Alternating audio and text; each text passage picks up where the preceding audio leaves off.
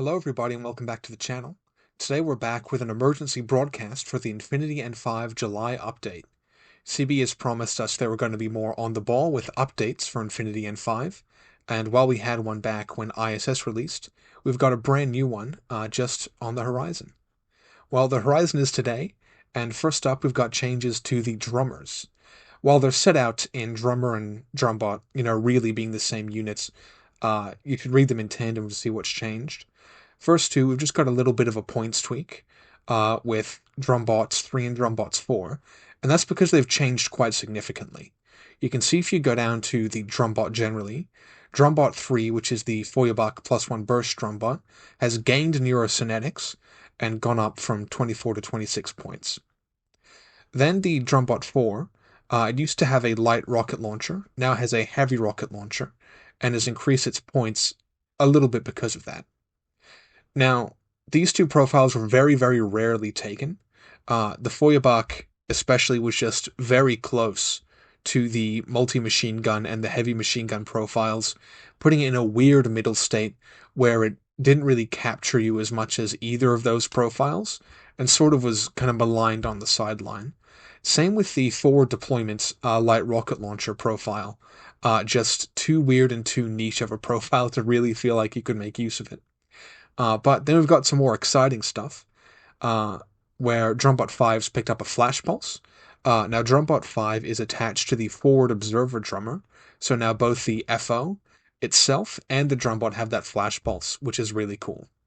Most importantly, it means when the drummer pops out and shoots with that multi-marksman, instead of having to be locked into that heavy flamer, that Drumbot can now pop a flash as well.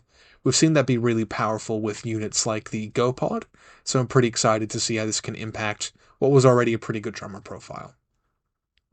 Now, the last thing with the drummers, and we'll flick over to Army for this, is they've picked up two entirely new profiles, which are the profiles down here. Now, these ones are expensive and are costing some swick, but what makes them unique is they're one drummer with two bots each.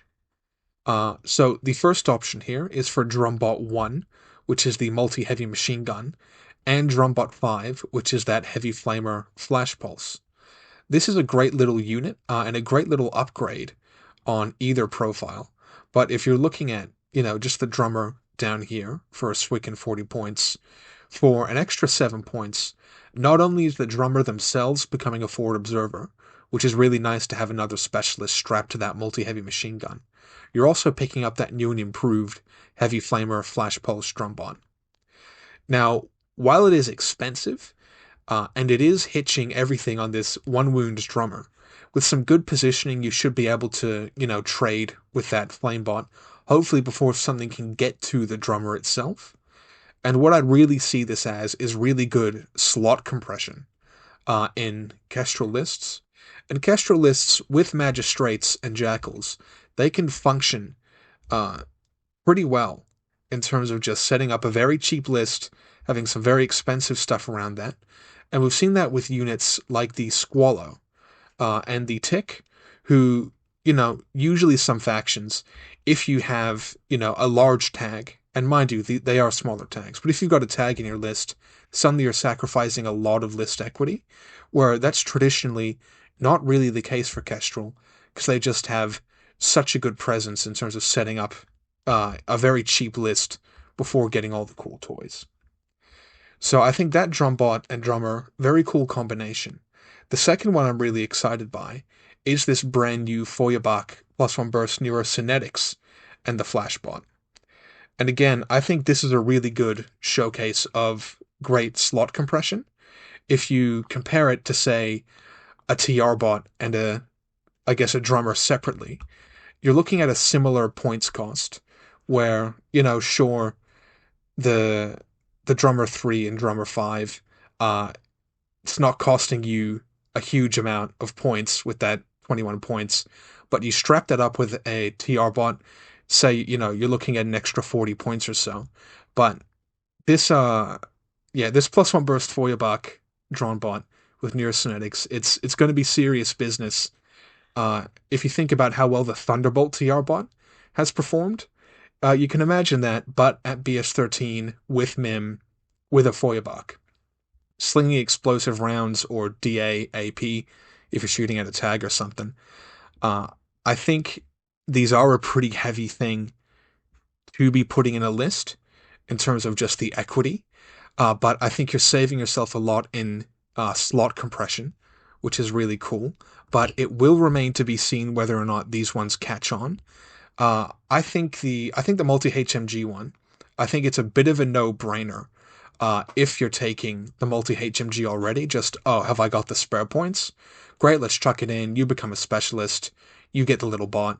But this more defensive drummer profile with the +1 burst for your buck, that's going to be a bit more interesting to see if it catches on. But definitely something worth testing, and definitely a really, really cool addition. I mean, you're never going to be mad about getting more options. But regarding the forward observing Drumbot and the Drumbot 4, even with the change from a light rocket launcher to a heavy rocket launcher, I still don't really think this one's going to see that much play. Especially, it's costing you 42 points and a SWIC. That hasn't really changed. And it's gone up a little bit. So why get this when you could just go and grab that beautiful multi HMG for 2 points less, or upgrade, get those specialists, get that extra bot. So overall, I think these two profiles are both really cool. I think the multi HMG especially is quite powerful, but I'm still not seeing a spot for the forward deploying drummer and drum bot. So flicking over, we've got the big ticket item, which is the change to the Iguana. So it's gained a few things. No wind incapacitation, and it's changed from escape system neg2 to neg3. So this means while the old Iguana, you used to hit 2 wounds on your Iguana, then your pilot with 2 more wounds would eject. Now what's happening is you're hitting 3 wounds with the Iguana, and your pilot with 1 wound and no wound incap is ejecting. So that's a big change. You've got a pseudo half wound on that pilot, but more importantly, you're getting more time kind of in that tag chassis with the Iguana. One of the big issues was you would hit that 2 wounds on your Iguana and then suddenly become absolutely useless because the pilot was dog shit as well. Now, there have been big changes to the pilot as well. Much better move. Move 6-2 is a huge improvement. BS is up to 13, finally. A little bit of a better armor. Gets Specialist Operative, which was a really big bugbear of mine, that the Iguana didn't have any way to press buttons. It already had a repeater and ECM Hacker, so I'm not sure why that's there. Oh, sorry, that is on the pilot itself has picked up ECM Hacker and a repeater, and got shock mines as well. So the Iguana also picked up a mine dispenser, and increased a little bit of points, but I think you're more than happy to be making that trade. So what do I think about the new Iguana? So looking at its profile here in Army, we can get a better look of what this is overall. So you've still got that structure 4, but you've picked up that no wound incap, and you're still an escape system tag. Now, what the Iguana is good at is just being a long-range AP heavy machine gun with a repeater on board. That's, I think, the big draw for the Iguana.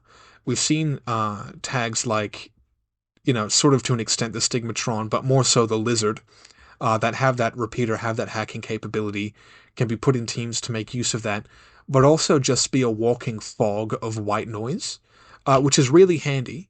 But I mean, it's different from being a smoke shooter, because anyone can be a white noise shooter, essentially. And MSV ARO pieces are becoming less and less popular, so I don't see the repeater on the Iguana as being as necessarily relevant as it, I don't know, picking up MSV, but that's crazy. So the Iguana has gotten better at the shooting in that way. You're getting more wounds in the Iguana, which is nice, because the Iguana, it's not Rempres. So I really don't mind it popping to this pilot after you take 3 wounds, because most of the time after those 3 wounds, you'd be unconscious anyway. You do have a good engineer in the Clockmaker, you're getting it back up 75% of the time, but I do think you are getting a lot more bang for your buck with the Iguana operator, now being as good as he is, having that no wound incap and that wound. I really do like it. The issue is, I don't think this addresses the fundamental issues with the Iguana. and basically all the issues are to do with its survivability. Now, you might be saying to me, look, Dante, they've just given it, essentially given it an extra wound. With how they've changed escape system, with how they've given no wounding cap, they've just given it an extra wound and a half. The problem here is really to do with the armor stat. They haven't bumped up the armor stat at all. And as Jordan from Loss of Lieutenant podcast said to me earlier, it's still really scared of a particularly aggressive combi rifle out of cover. Now, the issue with the Iguana sort of has to do with the escape system rules, where just because it has escape system at, say, neg 3, if you're getting hit for more wounds past that, so let's say I have my Iguana, he's taken 2 wounds, he gets hit by a Feuerbach and takes 2 more wounds. The operator's going to pop out, already in no wounding cap. The Iguana takes that 2 structure, then checks escape system, then pops the operator out. Another thing has to do with states as well. Let's say my opponent's bricked the repeater, even though he has ECM hacker -3, even though he has a repeater, that does not make him immune from hacking, especially from, the very good hacking factions that have pitchers. They pitcher one out, they carbonite and isolate the Iguana, they shoot him off the board. The operator also pops out with those same states. Now, I'm not entirely clear what happens with possession. I think possession goes away because you're suddenly not a tag. But being a heavy infantry, the operator's still very much susceptible to being isolated and carbonited. So I think what'll still end up happening a lot of the time is the Iguana will have a state on it, be it, isolated, immobilized, or both.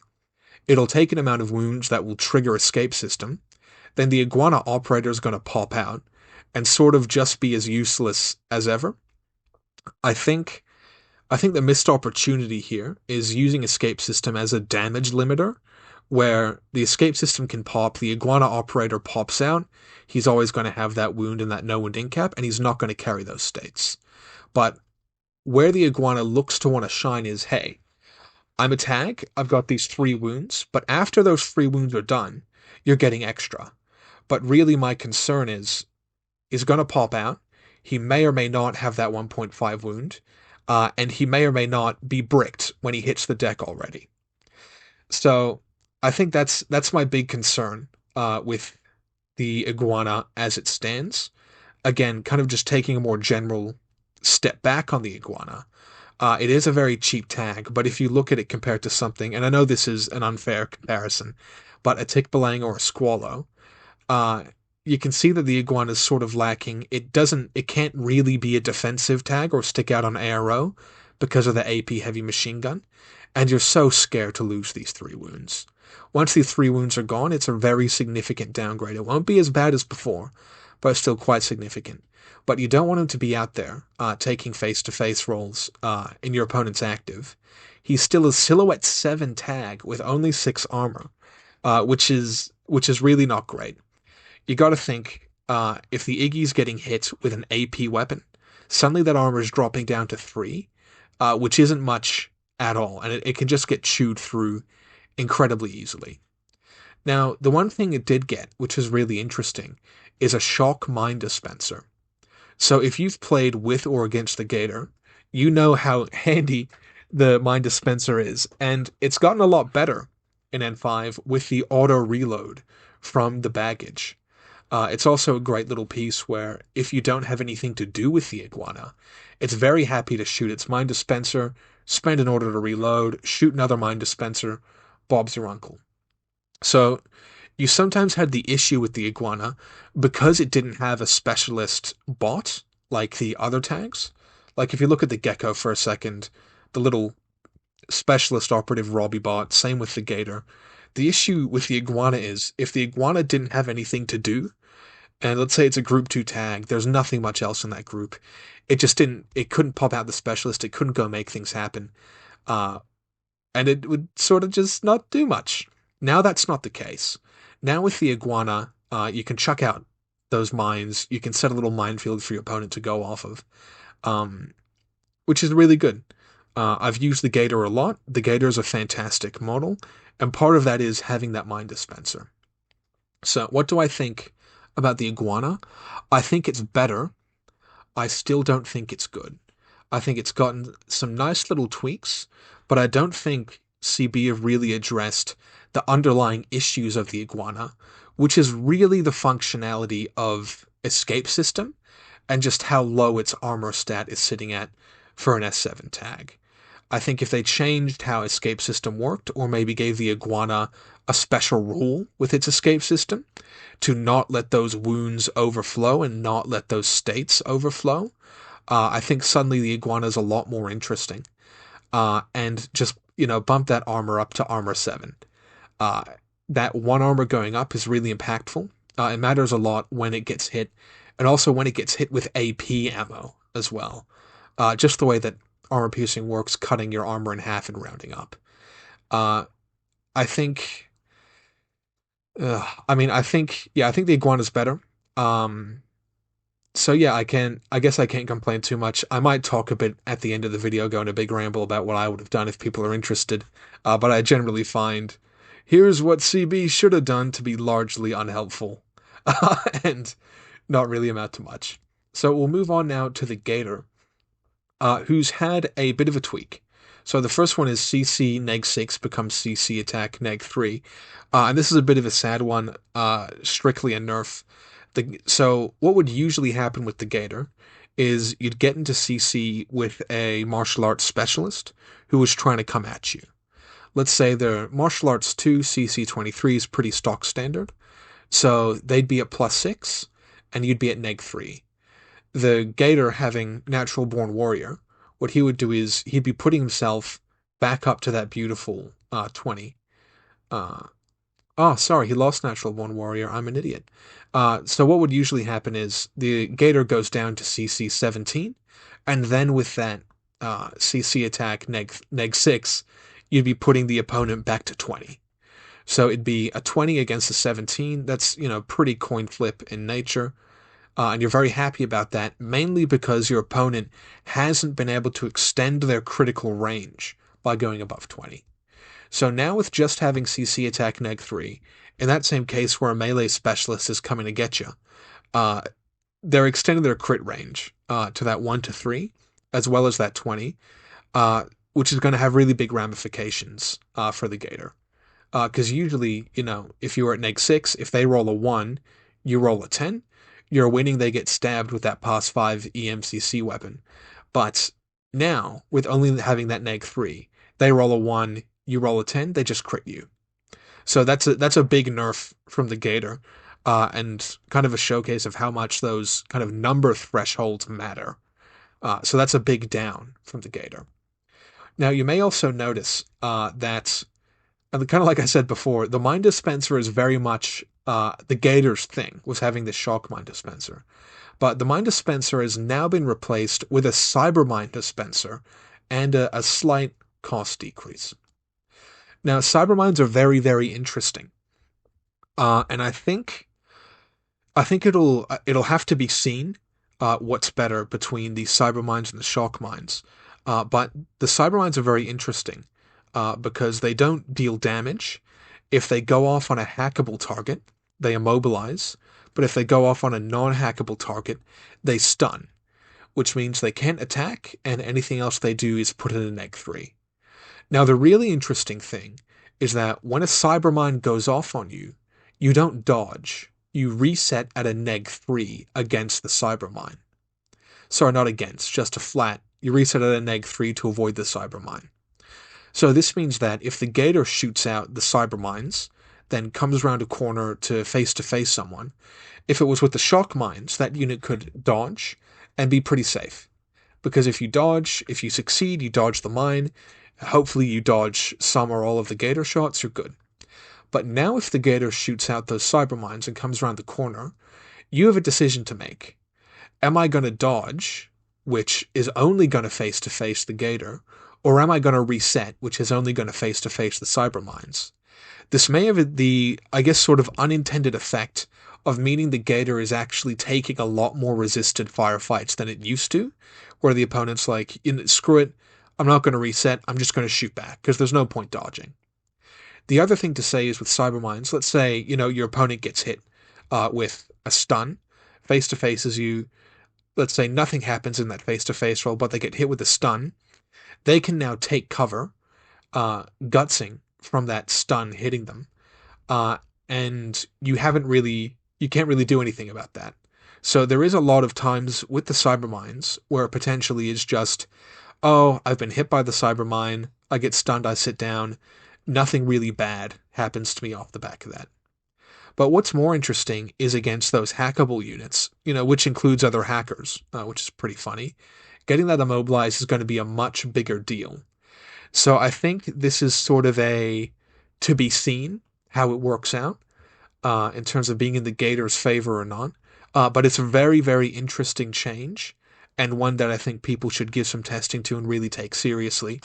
Where being able to use those cybermines in really creative ways is going to be very cool. So I'm very keen to get the Gator on the table. It nonetheless is very sad that he lost the CC attack neg 6, because that mattered quite a bit. But I'm very keen to get both the Iguana and the Gator on the table soon, and I'll let you guys know how that one goes. So that's the Gator and the Iguana, and they're the big major changes. Next up, we've got Dart from Aleph, who also appears in a number of other factions, including Military Orders and Kestrel. Slight CC reduction, no one cares. Shock CC to normal CC, no one cares. These are both just to drag down the points cost. Because what Dart has gained is Specialist Operative, and both profiles have gained a viral tack bow, +1 burst. So taking a look at Dart over here, I would use Dart in N4, basically as an assassin in Military Orders.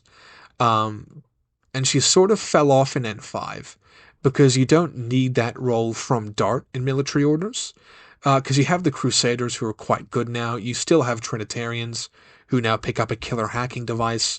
So if you're scalping hackers, that becomes a lot easier. Usually I take the EM grenade profile just to, you could break a tag off of that, lots of fun.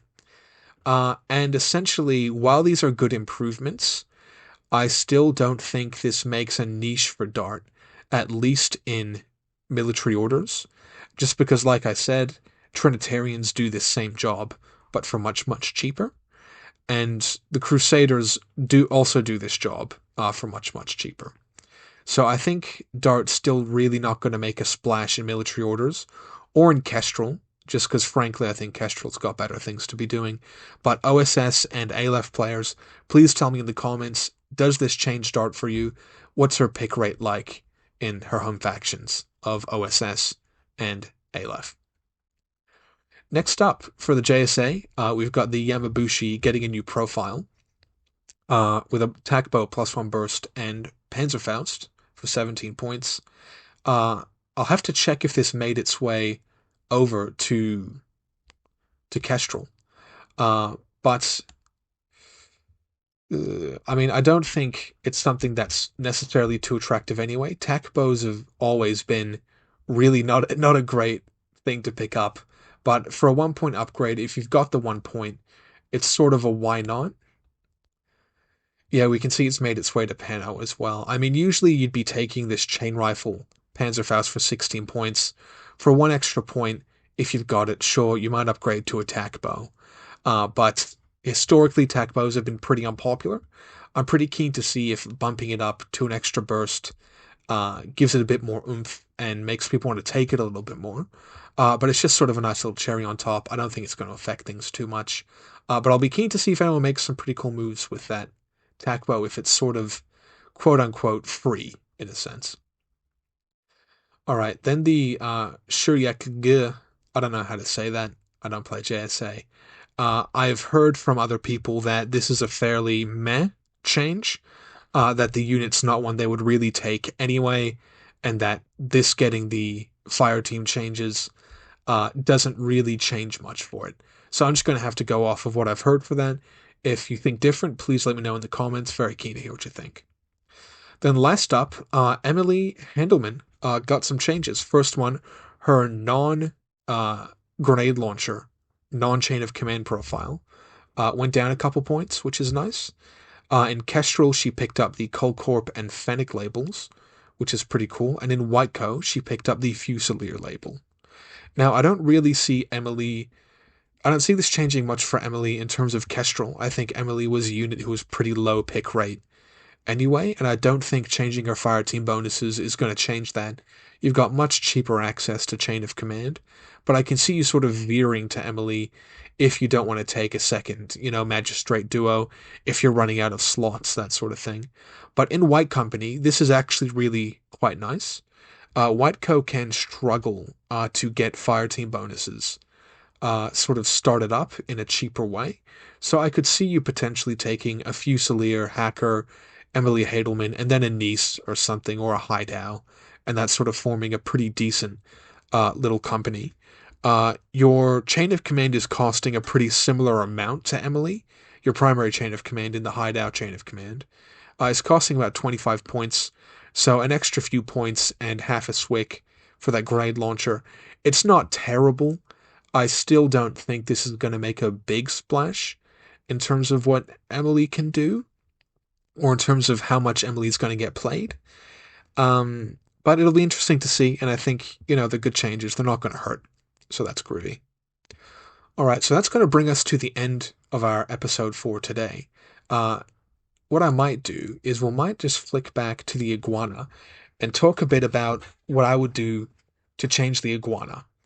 And this, I'm usually very critical of people who sort of just say, oh, CB should do this, CB should do that, because I don't think it's incredibly constructive.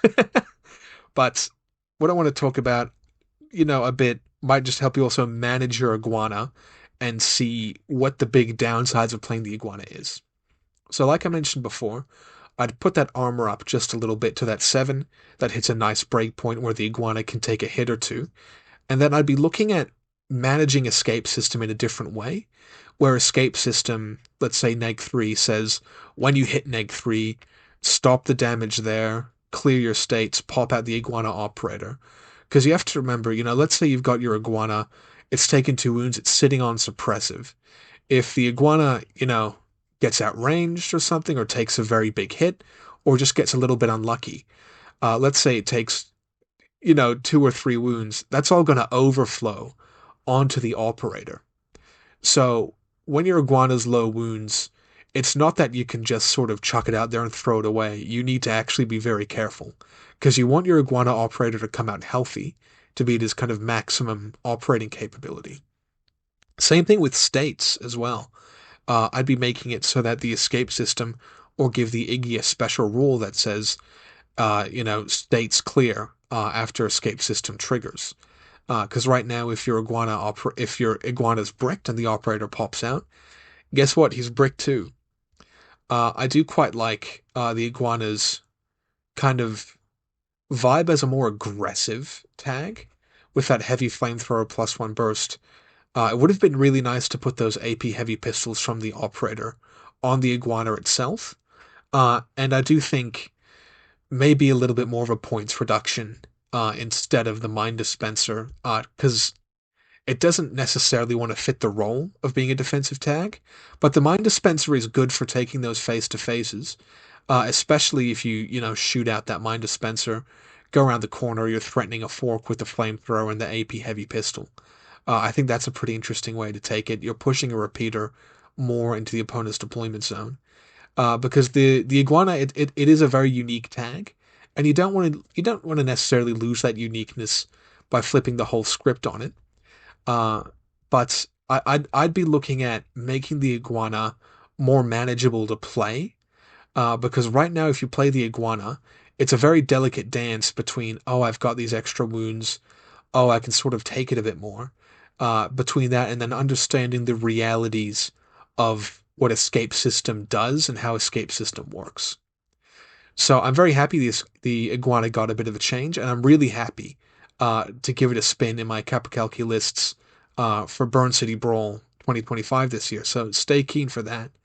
Otherwise, I think we'll end off this video here, and thank you so much for watching. Bye-bye.